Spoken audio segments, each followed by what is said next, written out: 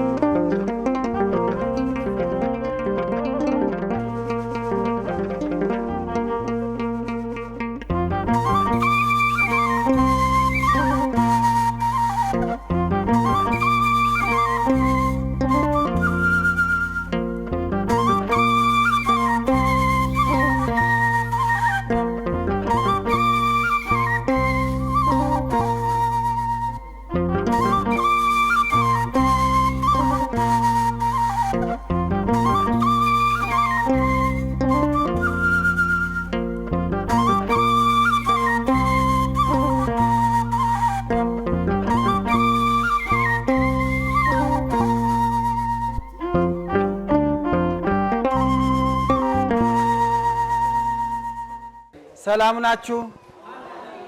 እንዴት ዋላችሁ? ዛሬ ስንተኛ ቀን ነው? 27 አይደል?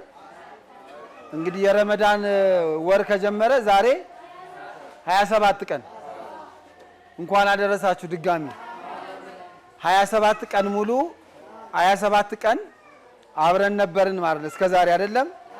አሁን የተወሰነ ቀን ይቀረናል። 3 ቀን ይቀረናል። እሱንም አብረን ነው የምንሆነው። እንግዲህ ይሄ ሲጠናቀቅ ደግሞ ወደ ቀን የነዳያን ምገባ ወይ አቅመ ደካሞች ምገባ መምጣት ትችላላችሁ። እሺ ውድ ተመልካቾቻችን፣ የእማማ ዝናሽ በጎ አድራጎት ድርጅት ሲያካሄድ የነበረው የበረመዳን ወር ለአቅመ ደካሞች ምገባ ወይም ማስፈጠር እንደቀጠለ ነው። ዛሬ ለ27ኛ ቀን ማለት ነው። እናንተም እንግዲህ ማስፈጠር ትችላላችሁ የቀረቿን 3-4 ቀን። እንደዚሁም ደግሞ በየቀኑ ከ1000 በላይ ነዳያንም እየመገብን ስለሆነ በዛም መሳተፍ ትችላላችሁ። እንግዲህ መልካም ማፍጠር ይሁንላችሁ። ጨብጨብ አድርጉ እስቲ። እናመሰግናለን። ወደ ማፍጠሩ እንሄዳለን። በያላችሁበት የእግዚአብሔር ሰላም ከእናንተ ጋር ይሁንልን። በየአመቱ እንግዲህ ይሄንን እናካሄዳለን። እናንተም አብራችሁን ትሆኑ ዘንድ በእግዚአብሔር ስም አደራ እንላለን።